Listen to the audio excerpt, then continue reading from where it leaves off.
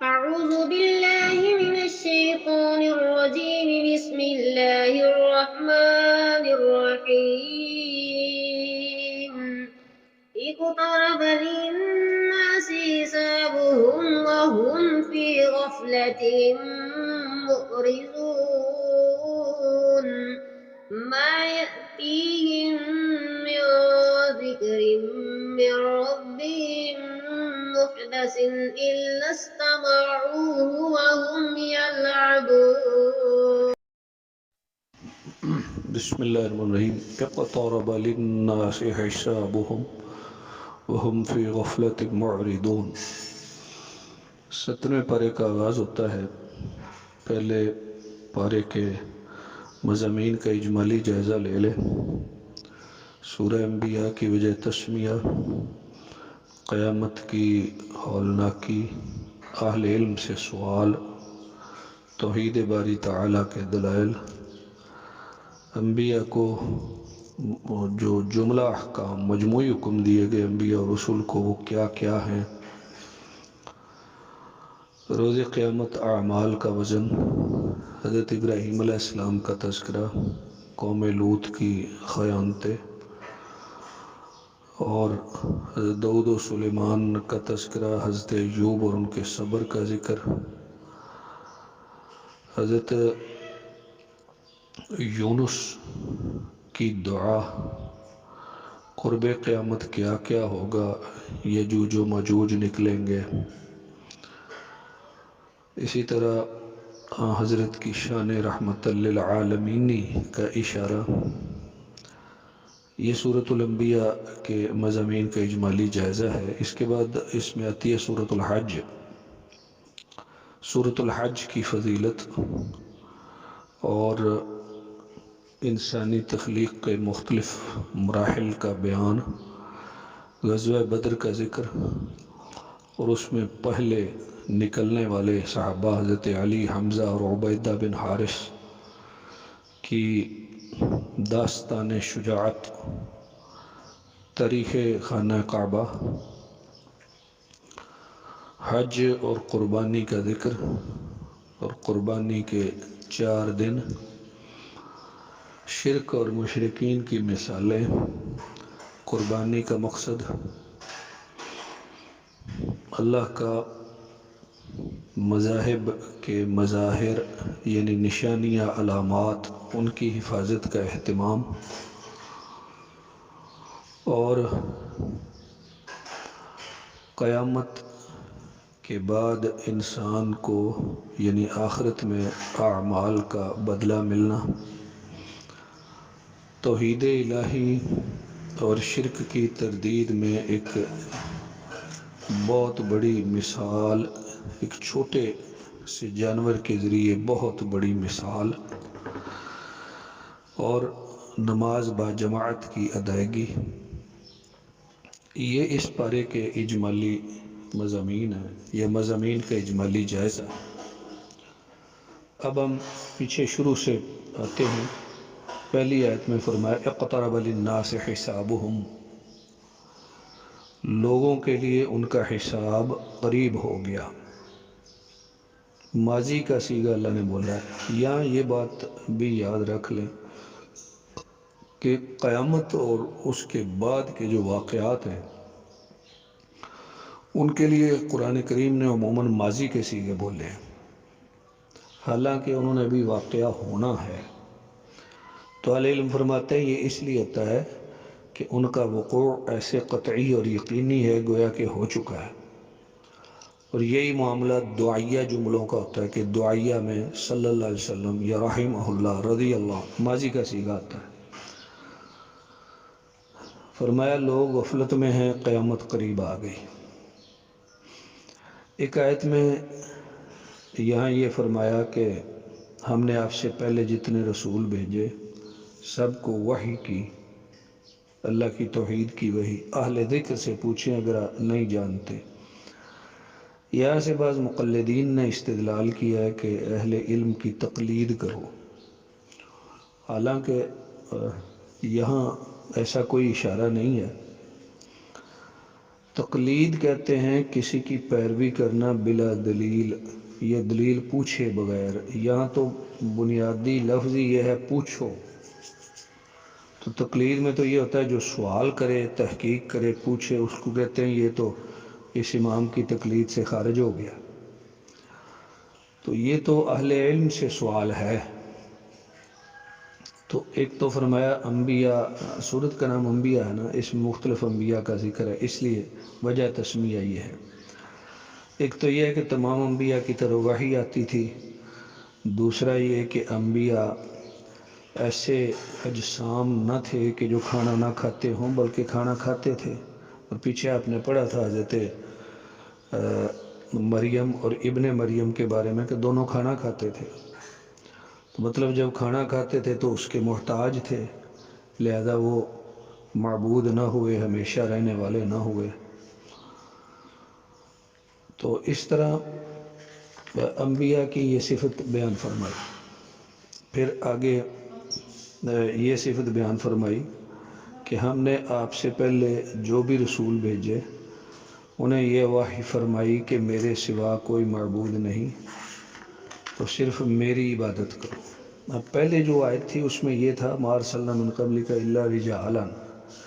تو رجالاً سے یہ بات سمجھائی کہ اللہ نے جو انبیاء و رسول بھیجے سارے مرد ہی تھے، کسی عورت کو رسول نہیں بنایا. رسول اکرم صلی اللہ علیہ وسلم کے دنیا سے چلے جانے کے بعد جب مرتدین سامنے آئے اور کچھ مدعیان نبوت سامنے آئے تو ان میں ایک عورت بھی تھی سجاح، اس نے بھی نبوت کا دعویٰ کیا. اور پھر اس نے ایک مدعی نبوت سے شادی بھی کر لی، مدعی اور مدعیہ نے. تو وہ مارا گیا اور اس نے بعد میں توبہ کر لی اور اچھی مومن بن گئی. تو اسی طرح انبیاء کے بارے میں فرمایا کہ جو، اور فرشتوں کے بارے میں جو کہے میں الہ ہوں تو ہم تو اس کو جہنم میں ڈالیں گے.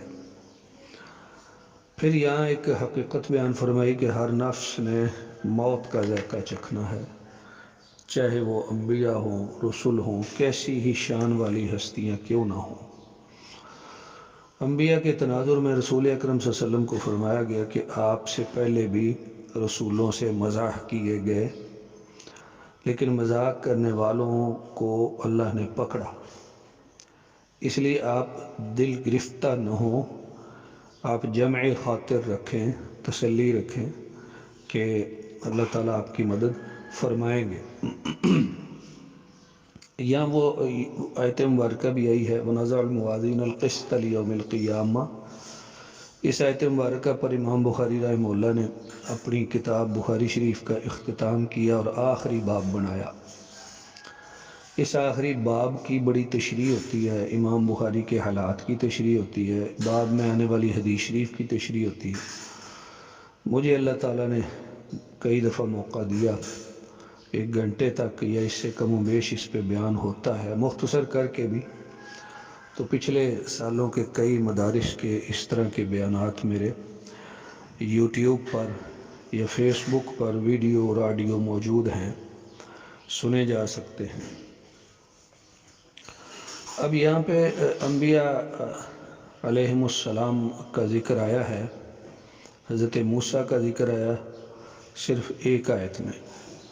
پھر حضرت ابراہیم علیہ السلام کا یہاں ذکر آیا، تو ان کے ذکر مبارک کا یہاں حصہ آیا ہے کہ پہلے اپنے والد صاحب کو اور قوم کو تبلیغ فرمائی. اللہ فرماتے ابراہیم کو ہم نے پہلے سے ہی رشد دے دیا تھا، یعنی بچپن سے ہی انہیں اللہ نے ہدایت دی ہوئی تھی. تو یہ بھی اللہ کا فضل ہوتا ہے کہ کسی کو پہلے سے ہی ہدایت ملی ہوئی ہو. قوم کو اور باپ کو سمجھایا کہ یہ بت کچھ کرنے والے نہیں ہیں، وہ نہ مانے. ایک دن جب وہ کسی اپنی عید یا خوشی کی تقریب میں گاؤں سے باہر گئے میدان میں کھیلنے کے لیے، کھانے کے لیے، حضرت ابراہیم کو بھی کہا آپ آ جائیں، فرمایا میں بیمار ہوں. تو وہ چلے گئے. بعد میں حضرت ابراہیم نے ان کے بتوں کو توڑ دیا. روایات میں ہے کہ پہلے بتوں کے پاس گئے، چونکہ یہ عید کا دن تھا تو اس دن وہ کھانے بڑے اچھے اچھے رکھ کے گئے، تو فرمایا کھاتے نہیں، بولتے کیوں نہیں؟ تو پھر انہیں مارنا توڑنا شروع کر دیا۔ عام دنوں میں بھی کھانے رکھتے تھے تو وہ مجاور جو ہیں وہی کھاتے تھے نا، بت تو کھاتے نہیں تھے۔ آج مجاور بھی نہیں تھے، سارے گئے ہوئے تھے۔ جب قوم کے لوگ واپس آئے آ کے حضرت ابراہیم پہلے تو کہنے لگے یہ کس نے کی ہے، بڑا ظالم ہے۔ پھر کہنے لگے ہمارے معبودوں کے ساتھ یہ کس نے کیا۔ اندازہ فرمائیے مشرک کی عقل کیسی ہوتی ہے۔ معبود تو وہ ہے کہ جس کو کوئی کچھ نہ کہہ سکے، تو کہتے ہیں ہمارے معبودوں کا یہ حال کس نے کیا، اور پھر بعد میں کہتے ہیں اس کو پکڑو وہ بڑا ظالم ہے، اور پھر بعد میں کہتے ہیں یہ لگتا ہے ابراہیم کا کام ہے، اس کو پکڑو اور اپنے معبودوں کی مدد کرو۔ وَانْصُرُوا آلِهَتَكُمْ، تو یہ کیسے معبود ہیں جن کی مدد کی جاتی ہے، یہ مدد کر نہیں سکتے۔ مشرک کی عقل میں یہ بات بھی نہیں کہ جو ٹوٹ گئے، مارے گئے، ختم ہو گئے، وہ ان کو اب بھی الہ کہہ رہے ہیں۔ وَانْصُرُوا آلِهَتَكُمْ، اب بھی الہ کہہ رہے ہیں، یہ نہیں کہتے کہ ٹوٹے ہوئے بتوں کی مدد کرو، کہتے ہیں الہوں کی مدد کرو۔ حضرت ابراہیم سے پوچھا تو کلاڑا انہوں نے رکھ دیا تھا بڑے کے سامنے، تو فرمایا بڑے سے پوچھو اس نے یہ کیا ہوگا، یعنی ہو سکتا ہے ان کا کھانے پہ جھگڑا ہو گیا، اس نے کہا ہو کہ میں نے زیادہ لینا ہے، انہوں نے کہا نہیں برابر برابر دینا ہے، مساوات۔ تو اس نے پکڑ کے مارا اور سارا کھانا قبضے میں کر لیا۔ وہ کہنے لگے نہیں نہیں ابراہیم آپ کو تو پتہ ہے یہ بول ہی نہیں سکتے، یہ کیسے ہوا ہوگا؟ فرمایا پھر تم پہ افسوس ہے جو بول نہیں سکتے، نفع نقصان نہیں دے سکتے، ان کی عبادت کیوں کرتے ہو؟ تو خیر بات سمجھ ان کو نہ آئی اور کہا کہ ابراہیم کو پکڑو اور اس کی سزا دو۔ ایک کہنا کہ میں بیمار ہوں، دوسرا یہ کہ بڑے بت سے پوچھیں، تیسرا جب بی بی سارا کے ساتھ جا رہے تھے تو راستے میں ایک ظالم بادشاہ سے سامنا ہوا، اسے بتایا گیا کہ دنیا کی حسین ترین عورت آ رہی ہے اپنے خامد کے ساتھ، تو وہ ان کے ساتھ برائی کا ارادہ رکھتا تھا۔ پوچھا یہ کون ہے؟ فرمایا میری بہن ہے۔ کسی کی بہن کو بادشاہ نہیں روک سکتا تھا، اس کے ملک کا قانون تھا۔ تو ان تینوں کے لیے کذبات کا لفظ آیا، ہم کہتے ہیں خلاف واقع، یعنی ظاہر واقعہ کے خلاف حضرت ابراہیم نے بات کہی، حقیقت میں تینوں میں جھوٹ کوئی نہیں ہے۔ حضرت ابراہیم نے جب کہا میں بیمار ہوں، مطلب میرے دل میں ان کے بارے میں بیماری ہے، اور جب کہا کہ ان کے بڑے نے کیا ہے تو بڑے سے مراد حضرت ابراہیم خود ہیں کہ میں ان سے بھی بڑا ہوں، یا یہ میرے رب کے حکم سے ہوا جو سب سے بڑا ہے۔ اور بہن جو کہا وہ اخوت اسلام کی بنیاد پہ کہا، مومن سارے بہن بھائی ہیں ایمان کے رشتے میں، پر انہوں نے کہا حضرت ابراہیم کو آگ میں ڈالو، لہذا ایک بہت بڑی آگ جلائی گئی، کئی دن اس کے لیے ایندھن اکٹھا ہوا، اور اس کی بھی بڑی لمبی کہانی مفسرین نے ذکر کی ہے۔ تو پھر جب آگ جلائی گئی کہا کہ اس میں ابراہیم چلے جاؤ، کہتے میں تو نہیں جاؤں گا۔ تو بعد نے کہا جی پکڑ کے پھینکے، پکڑ کے پھینکنے کے لیے کوئی تیار نہیں تھا، آگ بہت بڑی تھی اور جو قریب جائے وہ بھی جل جائے، لہذا انہوں نے ایک منجنیق بنائی، جس طرح جھولے ہوتے ہیں پنجابی میں پینگ کہتے ہیں، پینگ، وہ دور سے بنا کے اس میں ڈال کے وہ چکر دے کے تو پھینک دیا۔ تو اللہ نے فوراً کہا نار آگ ٹھنڈی ہو جا، ٹھنڈی ہو گئی، کچھ اشارہ آگے بھی آتا ہے۔ پھر یہاں حضرت ابراہیم کے ساتھ حضرت اسحاق اور یعقوب کا نام آیا، حضرت لوط کا نام آیا، حضرت نوح کا نام آیا، داود اور سلیمان کا نام آیا ہے۔ یہ ایک بات ہے علمنا صنعۃ لبوس لکم، ہم نے سلیمان کو اور داود کو تمہارے لباس کی صنعت کا علم دے دیا تھا۔ وہ کیا بناتے تھے؟ وہ بناتے تھے لوہے کی زرہ اور ملبوسات دیگر چیزیں۔ تو اس کا مطلب ہے کہ انڈسٹری جو ہوتی ہے، صنعت، اس کا علم بھی اللہ نے عطا کیا، لہذا ہمارا نقطہ نظر یہ ہے کہ علم سارے اللہ کی طرف سے ہیں، آگے تشریحات جو ہیں وہ انسان اپنی ترقی کے ساتھ کرتا گیا اللہ کی دی ہوئی عقل سے۔ لہذا ہم یہ فرق بھی نہیں کرتے کہ یہ دینی علم ہے، یہ دنیاوی علم ہے، انسانوں کی ضرورت کے علم ہے سارے۔ اب صنعت انڈسٹری کا علم خود اللہ سکھا رہے ہیں اور اپنے نبی کو سکھا رہے ہیں۔ حضرت ادریس کو درزیوں والا علم سکھایا، حضرت عیسیٰ کو کپڑے دھونے والا علم سکھایا، دیگر انبیاء کو دیگر علوم سکھائے۔ تو ایک تو یہ فرق نہیں ہے، اور دوسرا ہم منع نہیں کرتے کہ فلانا علم نہیں سیکھنا چاہیے، صرف دین کا علم سیکھیں، نہیں، سارے علم سیکھیں، اللہ نے خود سارے سکھائے ہیں۔ حضرت سلیمان کا ذکر، حضرت ایوب کا ذکر کہ بڑی تکلیف آئی تو دعا پڑھتے تھے، لا الہ الا انت سبحانک انی کنت من الظالمین۔ حضرت اسماعیل کا ذکر، حضرت ادریس کا ذکر، حضرت ذوالکفل کا ذکر، حضرت ذوالنون کا ذکر، نہیں، ایوب کی دعا ہو رہی جی، دعا ہے انی مسنی الضر وانت ارحم الراحمین۔ آگے ذوالنون میں نے مچھلی والا، ان کا ذکر ہے لا الہ الا انت سبحانک انی کنت من الظالمین۔ پھر حضرت زکریا کا ذکر، حضرت یحییٰ کا ذکر، حضرت مریم اور ابن مریم کا ذکر۔ تو یہ ساری جو انبیاء کی باتیں ہیں نا، ان کے آخر میں فرمایا کہ یا انہم کانوا یسارعون فی الخیرات، سارے انبیاء نیکیوں میں جلدی کرتے تھے اور رغبت اور رہبت سے ہمیں پکارتے تھے اور ہمارا خشوع رکھنے والے تھے۔ اور آگے ایک آیت میں فرمایا ان ھذی امتکم امۃ واحدہ، یہ امت ایک ہی امت ہے، انبیاء سب کا ایک ہی دین ہے۔ اب بات آتی ہے جی قیامت کی کہ یجوج و ماجوج کھل جائیں گے، کچھ اشارہ پچھلے پارے میں نے کل عرض کیا۔ تو حدیث مبارکہ میں آتا ہے کہ ان کا بند جب ٹوٹ جائے گا، نکلیں گے، تو قرآن یہاں کہہ رہا ہے من کل حدب ینسلون، ہر گھاٹی سے بہ پڑیں گے۔ بہ پڑنا ایسے ہوتا ہے جیسے پانی بہتا ہے نا دریا کا، سمندر کا، وہ اس طرح نکلیں گے۔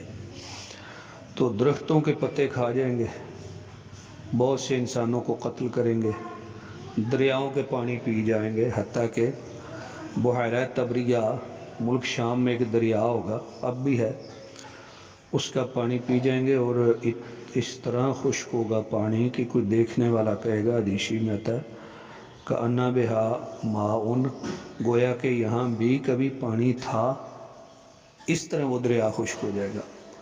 اور اسی کے بارے میں پھر حدیث میں آتا ہے کہ اس کے نیچے سے سونے کا ایک پہاڑ نکلے گا، اور نبی کریم صلی اللہ علیہ وسلم نے فرمایا جب نکلے گا تو تم میں سے کوئی نہ لے، کیونکہ اس کے وہاں سے سونا لینے پر بڑی لڑائی ہوگی، بڑی دنیا قتل ہوگی۔ اللہ کے نبی نے منع فرمایا نہیں لینا۔ تو یجوج و ماجوج جو ہے نا، آسمان کی طرف تیر بھی ماریں گے، خون آلود ہو کے تیر واپس آئیں گے، کہیں گے کہ دیکھو ہم نے زمین والوں کو مارا ہے، اب ہم آسمان والوں کو مار رہے ہیں۔ پھر اللہ کی طرف سے ایک گرفت آئے گی، ایک ایسی ہوا چلے گی کہ جس میں یہ سارے مرے جائیں گے، یجوج و ماجوج سارے مارے جائیں گے۔ پھر اتنے زیادہ پڑے ہوں گے کہ بدبو پھیل جائے گی دنیا میں، جو زندہ انسان ہوں گے وہ ان کے تعفن سے تنگ ہو جائیں گے۔ تو حضرت مسیح اللہ سے دعا کریں گے، ایک زور کی بارش آئے گی، جس بارش سے اتنا تیز پانی ہوگا بارش کا کہ ان کی لاشیں پانی میں بہہ کے سمندروں اور دریاؤں میں چلی جائیں گی اور زمین صاف ہو جائے گی۔ سورۃ مبارکہ کے آخر میں وہ آیت مشہورہ ہے وَمَا أَرْسَلْنَاكَ إِلَّا رَحْمَةً لِّلْعَالَمِينَ، اے محبوب ہم نے آپ کو سارے جہانوں کے لیے رحمت بنا کے بھیجا۔ سورۃ الحج مدنی سورت ہے، کیونکہ حج کے تفصیلی احکام مدینہ میں ہی جاری ہوئے۔ تو شروع میں لوگوں اپنے رب سے ڈرو، قیامت کا زلزلہ بہت عظیم چیز ہے کہ جس دن آپ دیکھیں گے کہ دودھ پلانے والی جسے دودھ پلاتی ہے اس سے غافل ہو جائے گی، ہر حمل والی اپنے حمل کو گرائے گی۔ تو یہ قیامت کی شدت کا اشارہ ہے۔ پھر انسان کی تخلیق کے مراحل کہ انسان تجھے مضغہ سے، علقہ سے، نطفہ سے، تراب سے پیدا کیا. یہ مختلف مراحل ہیں جو ہیں وہ 40 دن کے یا 30 دن کے، جیسے حدیث میں آتا ہے. تو بہرحال 40 کے آتا ہے مراحل. تو اس کے بعد جو ہے اللہ تعالیٰ روح ڈالتے ہیں، اور پھر کوئی بچہ بن کے دنیا میں آتا ہے، کوئی پہلے فوت ہو جاتا ہے، پھر پیدا ہونے کے بعد کوئی جلدی فوت ہو جاتا ہے، کوئی جوانی میں ہوتا ہے، کوئی بڑھاپے میں ہوتا ہے. ہونا تو ہے بہرحال. اس کی یہاں ایک مثال دی کہ زمین آپ دیکھیں، پہلے خشک، اوپر پانی برسایا، فصل ہوگی، لہلہانے لگی. تو اسی طرح انسان ہے، پیدا ہوا، بڑا ہوا، خوبصورت جوان ہوا، پھر آخر فصل کٹ گئی، انسان بھی دنیا سے جا رہا ہے. یہ مثال ہے. یہاں اس صورت مبارکہ میں جیسے میں نے پہلے اشارہ کیا اجمالی مضامین میں غزوہ بدر کا ذکر ہے. اور غزوہ بدر میں جو سب سے پہلے لوگ نکلے تھے، کفار کی طرف سے نکلے اور مسلمانوں کی طرف سے نبی کریم صلی اللہ علیہ وسلم نے انصار کے صحابہ نکالے. تو وہ کہنے لگے نہیں، وہ مشرکین مکہ کہنے لگے جو مکہ سے ہمارے ساتھی بھاگ کے آپ کے پاس آئے نا، وہ نکالے ہمارے مقابلے میں. پھر آپ نے نکالے حضرت علی، حمزہ اور عبیدہ رضی اللہ تعالی عنہم، ان کا تذکرہ ہے. پھر یہاں پہ چونکہ صورت حج ہے، حج کے مضامین آئے ہیں، اور پہلے بنیاد آئی ہے کہ بیت اللہ حضرت ابراہیم علیہ السلام نے دوبارہ تعمیر کیا. نشان تو پہلے سے موجود تھا، طوفان نوح میں مٹ گیا تھا، اسی کے اوپر تعمیر کیا. جب تعمیر ہو گئی اللہ نے فرمایا اعلان کرو. تو یہاں روایات میں ہے، قرآن میں نہیں ہے. یا اللہ میں اعلان کروں گا تو آواز کہاں تک جائے گی؟ اللہ نے فرمایا اعلان کرنا آپ کا کام ہے، آواز پہنچانا ہمارا کام ہے. لوگ لبیک کہیں گے، اور دور قریب گھاٹیوں سے پیدل اور دبلے پتلے اونٹوں پہ تھکے ماندی سواریوں پہ سوار ہو کے آئیں گے. تو پھر ایسے ہی ہوا. پھر اللہ نے فرمایا آئیں گے، یہاں آ کے اپنی نظریں پوری کریں گے، بیت اللہ شریف کا طواف کریں گے، اس کی تعظیم کریں گے، یہاں آ کے قربانیاں کریں گے. اور قربانیوں کا مقصد اور فلسفہ بھی بیان فرمایا کہ یہ سب کچھ شعائر اللہ ہے، اور جس طرح یہ قربان ہو جاتا ہے، جانور جھک جاتا ہے، آپ بھی اللہ کے سامنے جھکنا سیکھیں. اور قربانیوں کے تناظر میں فرمایا اللہ کو نہ ان کا خون پہنچتا ہے، نہ گوشت پہنچتا ہے، بلکہ اس کو تو تقویٰ پہنچتا ہے. اللہ نے تمہارے لیے ان کو مسخر کیا، تو تم بھی مسخر ہو جاؤ اور تقویٰ اللہ کے سامنے پیش کرو. پھر آگے ایک آیت میں فرمایا، یہ چونکہ بیت اللہ اللہ کی بڑی نشانیوں میں سے ہے، مسجد ہے، فرمایا اگر اللہ تعالیٰ مذاہب عالم کے درمیان ٹکراؤ نہ روکیں تو گرجے اور معبد اور جتنے مذاہب کی عبادت گاہیں ہیں سب گرا دی جائیں، دنیا میں فساد ہو جائے، مسجدیں بھی. فرمایا اللہ کے حکم سے یہ قائم ہے. اور اللہ کے بندے وہ ہیں جب انہیں زمین میں اختیار و اقتدار ملے گا، نماز قائم کریں گے، زکوٰۃ ادا کریں گے، نیکی کا حکم دیں گے، برائی سے روکیں گے. تو اللہ کے دین کے لیے حکومت اور اختیار حاصل کرنا، اس کی کوشش کرنا، اس میں حرج نہیں. میں نے پیچھے ملت ان کا سلطان النصیرہ میں عرض کیا تھا، نبی صلی اللہ علیہ وسلم نے سلطنت مانگی اللہ سے، تو سلطنت دنیا کے لیے نہیں، دین کے لیے مانگے اور حاصل کرے، کوئی حرج نہیں. حدیث میں آتا ہے بنی اسرائیل کے انبیاء سیاست کرتے تھے، یعنی قیادت، عوامی خدمات، ذمہ داریاں نبھاتے تھے، اور ان معاملات میں شامل ہونے میں کوئی حرج نہیں. پھر اگلی آیات میں اللہ تبارک و تعالیٰ نے مختلف اقوام کی بربادی کا ذکر کیا اور بتایا ہے کہ کس طرح انہوں نے انبیاء کی نافرمانی کی تو اللہ کی طرف سے گرفت آئی. تو جو سخت دل ہیں ان پر شیطان کا غلبہ ہوتا ہے، وہ حق کو قبول نہیں کرتے. روز قیامت کے متعلق فرمایا آج بادشاہی اللہ کی ہوگی، اور روز قیامت کہا بھی جائے گا لمن الملک اليوم، آج کس کی بادشاہی ہے، اور پھر خود ہی کہا جائے گا اللہ کی بادشاہی ہے. پھر یہاں پہ اللہ تعالیٰ نے اپنی قدرتوں کا بیان اس طرح فرمایا کہ اللہ نے تمہیں پیدا کیا، زمین آسمان کو پیدا کیا، دن اور رات کو پیدا کیا، دن کو رات سے، رات کو دن سے نکالتا ہے، آسمان سے اللہ پانی برساتا ہے، زمین سرسبز ہو جاتی ہے۔ پھر اللہ نے تمہارے لیے جو کچھ ہے زمین میں اور آسمانوں میں مسخر کیا، چیزیں اس کے حکم سے چلتی ہیں۔ اس نے آسمان کو پکڑا ہوا ہے کہ گر نہ جائے، وہی زندگی دینے والا ہے، وہی موت دینے والا ہے۔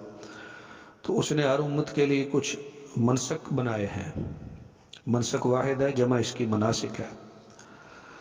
تو منسک حج کے ارکان کو بھی کہتے ہیں، آرینا مناسکنا۔ اور نبی کریم صلی اللہ علیہ وسلم اپنے حج میں فرما رہے تھے کہ خذوا عنی مناسککم، مجھ سے مناسک سیکھو۔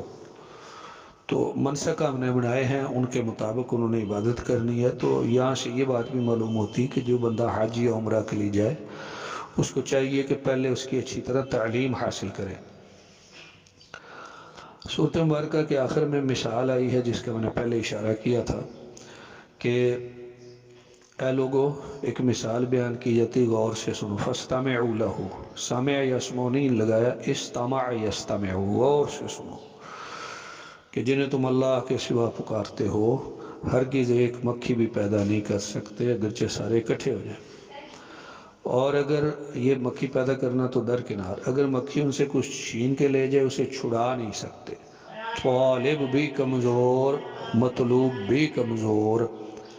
تو طالب اور مطلوب کا ایک تو معنی ہے کہ مکھی کے جو پیچھے لگا وہ اس سے چیز چھڑانا چاہتا ہے، تو بندہ طالب، مکھی مطلوب، تو وہ بھی کمزور، وہ بھی کمزور۔ دوسرا معنی اللہ کی توحید کے تناظر میں ہے کہ تم طالب ہو نا، دعا کر رہے ہو، مانگ رہے ہو، مطلوب ہوا ہے جس سے مانگ رہے ہو، تو مطلب تم اگر مانگتے ہو بندوں سے، مردوں سے، تو تم بھی کمزور، جن سے مانگ رہے ہو وہ بھی کمزور۔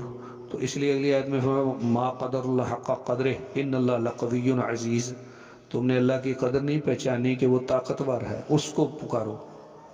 تم خود بھی کمزور اور کمزوروں کو ہی پکار رہے ہو۔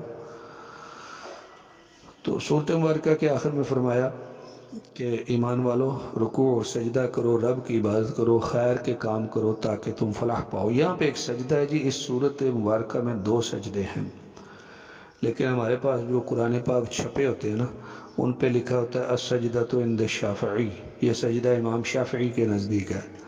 یہ اماموں کی بات نہیں ہے، اصل بات یہ ہے کہ حنفیہ نے اس سجدے کا انکار کیا اور شافعیوں کے نام پہ اس کو لگا دیا۔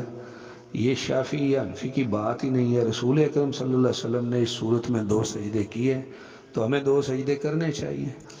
ہم کسی امام کے پیچھے لگ کے کہیں کہ یہ سجدہ ہم نہیں مانتے، یہ دوسرے امام کا ہے، اماموں کی بات ہی نہیں ہے۔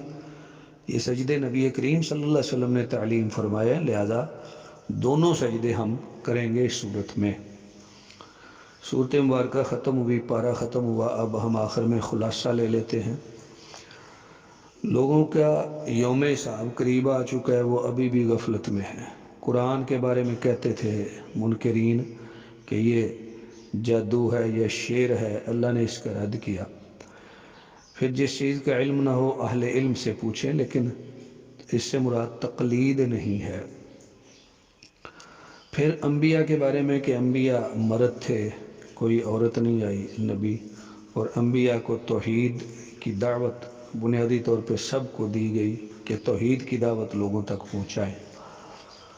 پھر یہاں پہ انبیاء کے ذکر میں حضرت ابراہیم کا ذکر کہ انہوں نے بتوں کو توڑا اور پھر مقابلے میں انہیں آگ میں ڈالا گیا، نمروز نے ڈالا۔ نمروز زال کے ساتھ ہوتا ہے لیکن ہمارے یہاں مشہور ہو گیا دال کے ساتھ نمرود۔ حضرت سلیمان کا ذکر، انہیں کیا کیا اللہ نے دیا، حضرت ایوب کے صبر کا ذکر، حضرت یونس کا مچھلی میں جانے کا ذکر، حضرت مریم اور ابن مریم کا ذکر، یجوج و ماجوج کا ذکر۔ اور میں خلاصے میں پیچھے بیان میں نہیں لایا، سورۃ الانبیاء کے آخر میں روز قیامت ہم آسمان کو ایسے لپیٹیں گے جیسے کاغذ لپیٹا جاتا ہے، اس کا ذکر، نبی کریم صلی اللہ علیہ وسلم کی شان رحمت للعالمینی کا ذکر۔ اور پھر سورہ حج میں انسان کی تخلیق کے مختلف مراحل اور قیامت کی ہولناکی کا ذکر، حج کے احکام و مسائل، حضرت ابراہیم کا حج کے لیے آواز دینا، اور اس سے پہلے غزوہ بدر کا اشارہ۔ تو یہ جو حج کے لیے انہوں نے آواز دی ہے نا، اس کے بارے میں اہل علم کہتے ہیں کہ جن جن روحوں نے حضرت ابراہیم کی آواز پہ لبیک کہا ان کی بیت اللہ شریف حاضری ضرور ہوگی، اور جنہوں نے جتنی بار کہا تھا اتنی بار ہی حاضری ہوگی انشاءاللہ۔ تو یہ موافق بات ہے۔ اسی طرح اہل علم فرماتے ہیں خواب میں بیت اللہ شریف کی یا مسجد نبوی شریف کی زیارت ہو تو اللہ وہی نصیب کرے گا، تو اس کی تعبیر بھی موافق ہوتی ہے۔ تو یہاں یہ فرمایا کوئی پیدل چل کے آئیں گے، کوئی سواریوں پہ آئیں گے، جس طرح بھی ہو سکے بندہ جا سکتا ہے۔ حج میں کیا ہے؟ نیت، احرام باندھنا، خانہ کعبہ کا طواف، صفا مروہ کی سعی، منا جانا، مزدلفہ جانا، عرفات میں ٹھہرنا، شیطانوں کو کنکریاں مارنا، سر منڈانا، قربانی کرنا، طواف افاضہ کرنا، شاعر اللہ کا احترام، بری باتوں سے بچنا، یہ ہے سب کچھ مناسک حج۔ قربانیوں کے خاص مقاصد اور فلسفہ ہے، اور اللہ تقوی دیکھتا ہے۔ عبادت گاہوں کی حفاظت اور احترام کا اہتمام خود اللہ نے فرمایا، اور جو اللہ کے سوا پکارے جاتے ہیں وہ ایک مکھی بھی پیدا نہیں کر سکتے۔ اور سورۃ مبارکہ کے آخر میں ہے کہ ایمان والو رکوع سجدے کرو، یعنی نماز باجماعت ادا کرو۔ تو یہاں پہ پہنچ کے 17واں پارہ ختم ہوا۔ اللہ تعالیٰ سے دعا ہے اپنی پاک کتاب سمجھنے اور اس پر عمل کرنے کی توفیق عطا فرمائے، آمین۔ وآخر دعوانا ان الحمد للہ رب العالمین۔